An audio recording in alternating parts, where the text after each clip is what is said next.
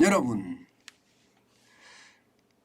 요즘 국채 사서 쟁여두자 이런 얘기가 시장에서 아주 파다하다는 이야기 여러 번 걸쳐서 말씀을 드렸습니다. 그런데 국채를 사는 속도가 점점 빨라지고 있습니다. 점점 빨라지고 있어요. 여러분 이거 한번 보세요. 1분기 대비 2분기 개인 국채 순매수액 증가율입니다. 장난 아니죠. 152.84%가 늘어났습니다. 152.84%요. 그런데 여러분 이게 1분기 대비 3분기를 하면 이게 숫자를 이렇게 논할 수가 없을 만큼 늘어납니다. 2분기 대비 3분기도 진짜 숫자를 논할 수가 없을 만큼 늘어나요. 얼마나 늘어나느냐? 여러분 이거 한번 보세요. 1분기 1조 4,452억 원이에요. 채권 산 게. 그런데 2분기에 3조 6,540억 원입니다.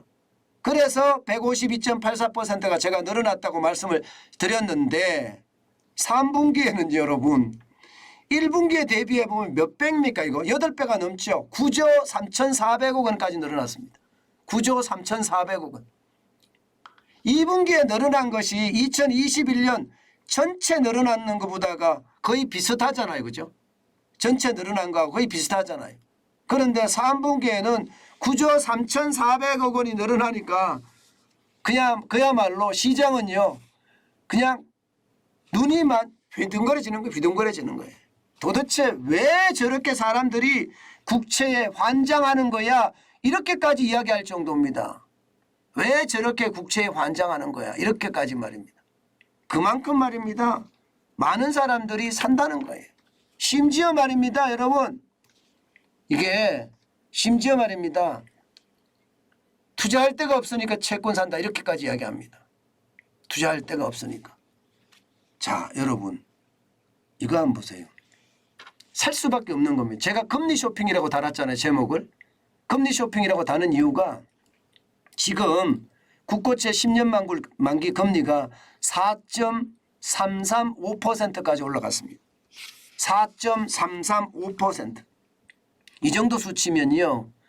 글로벌 금융위기가 있었던 2008년하고 지금 거의 비슷한 시기예요. 야, 4.335%니까 여러분 돈 많은 사람들은 어떻게 할까요? 10년 만기 국채금리 사겠다고 하겠죠. 그래서 제가 금리를 사는 거예요. 금리를. 자 그러면 여러분 왜 살까? 채권을 한번 생각해 봐야 되거든요. 금리가 올라가면 채권 가격은 떨어지겠죠. 채권 가격은 떨어집니다. 일반적으로 내가 채권을 팔 때 사달라고 할 때 내가 할인해 줄게 사줘. 나 금리 더 줄게 사줘. 이렇게 되는 거잖아요. 그죠? 마찬가지예요. 그것처럼 금리가 올라가면 채권의 액면가는 떨어집니다. 그러면 금리가 내리면 어떻게 될까요? 채권의 가격은 올라가겠죠. 바로 요거를 활용하는 겁니다. 바로 요거를 활용하는 거예요. 계속 금리를 올릴 수는 없는 거 아니겠어요? 언젠가는 그 금리를 내리겠죠. 미국도 기준금리를 내릴 수 있는 거고요. 대한민국도 기준금리를 내릴 수가 있습니다. 기준금리를 내리면 국채금리 내리겠죠. 국채금리는 내리는 대신에 채권의 가격은 올라가겠죠. 바로 이런 금리차를 이용하겠다. 이것이 말입니다. 대부분의 사람들의 이야기다. 이렇게 이야기할 수가 있습니다. 실제로 말입니다. 요즘은 고액자산가만 아니더라도 개인들도 지금 채권을 사겠다고 굉장히 많이 지금 들어서는 것도 사실입니다. 심지어 말입니다. 요즘 같을 때는요. 10년 만기 채권 금리를 분할 매수해라 이렇게까지 이야기합니다. 분할 매수해라. 분할 매수해라 이렇게까지 이야기합니다. 여러분 실제 말입니다. 고액자산가들 슈퍼리치라고 하는 사람들 있잖아요. 30억 원의 돈을 더 가지고 있는 사람들 한번 보세요.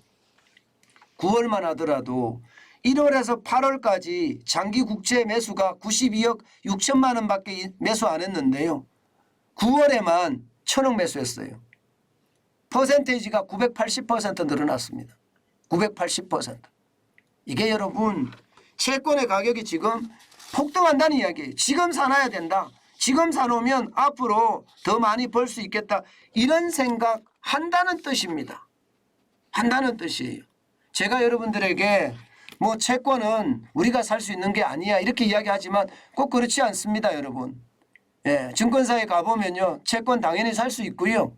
근데 이제 채권을 발행할 때가 있잖아요. 발행할 때가 무조건 살 수 있는 건 아니고 발행할 때가 그때가 이제 사는 게 아무래도 유리하니까요. 금리 좋게 주는 거, 금리 많이 주는 아니면 뭐 나중에 금리 받아도 되잖아. 예금 금리보다 높잖아, 그죠? 물론 채권 가격이 떨어지면 그때는 문제가 되겠지만 지금의 어떤 4% 넘는 금리하고 그 가격이 쭉 간다 그러면 지금의 액면가도 그냥 그대로 가져갈 거 아니에요. 금리가 내려가면 내려가는 거고, 그죠? 그건 가격은 올라가겠죠. 어쨌든 상황은 굉장히 좋아지는 거예요. 그러니까 이렇게 많이 사는 거예요. 금리 쇼핑을 한다는 게 그 뜻입니다. 예, 10년 만기 금리가 4.3%가 넘어서니까 예, 이 금리를 사는 거죠. 그래서 금리 쇼핑한다는 말을 쓰는데 그만큼 말입니다. 많은 사람들이 산다는 이야기예요. 게다가 슈퍼리치들 보세요. 슈퍼리치들, 고액자산가들. 보시면 주식의 비중이 굉장히 많이 줄었죠. 41.8%에서 32.5%로 작년 5월 대비 올 9월에 줄어들었습니다. 채권은 늘었습니다. 20.3%에서 26.5%까지 늘었고요. 펀드는 조금 늘었어요. 10.5%에서 11.7%까지 늘었고요. 발행어음은 줄어들었습니다. 11.3%, 10.7%까지. 기타가 이제 18.6%까지 늘었는데 이것을 보면 말입니다. 고액자산가들은 금리 쇼핑을 한다 이런 이야기가 되는 거죠. 네, 되는 겁니다. 돈이 많으면 당연히 채권 시장을 볼 수도 있는 겁니다. 저는 여러분들에게 꼭 말씀드리고 싶은 게 그거예요. 정환전 TV라는 게 이게 내가 어떻게 하면 부자가 될 것이냐, 또 이 시기에 내가 어디 투자하면 될 것이냐 이런 것을 알기 위해서 정환전 TV를 많이 보시잖아요. 지금은 채권에 투자할 시기다. 그렇게 말씀드릴 수 있을 것 같습니다. 제가 엔화가 937원이 떨어졌을 때 제가 뭐라고 했습니다. 엔화 사서 쟁여 투자했습니다.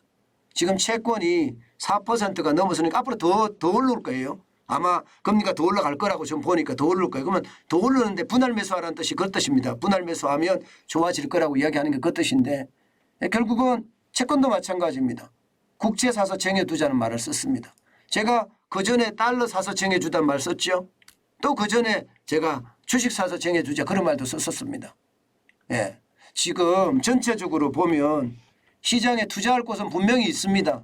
그 투자할 곳을 제대로 보는 것이 지금은 중요하다. 뭐 저처럼 돈이 그렇게 많지 않은 사람들은 채권 시장까지는 보지를 못해요. 그죠? 그렇지만 돈이 많은 사람들 입장에서는 포트폴리오를 만들어야 될 거 아니에요. 달러도 사고 또 제가 늘 말씀드리는 게 그렇잖아요. 달러가 비싸다 이렇게 이야기하는데 포트폴리오를 좀 안전하게 만들려고 하는 사람들은 사는 게 좋다. 제가 그런 얘기 많이 하잖아요. 어쨌든 중요한 것은요. 국채 사서 쟁여 두자는 말 한 번쯤 기억해 두시는 것도 나쁘지 않겠다. 그렇게 말씀드리겠습니다.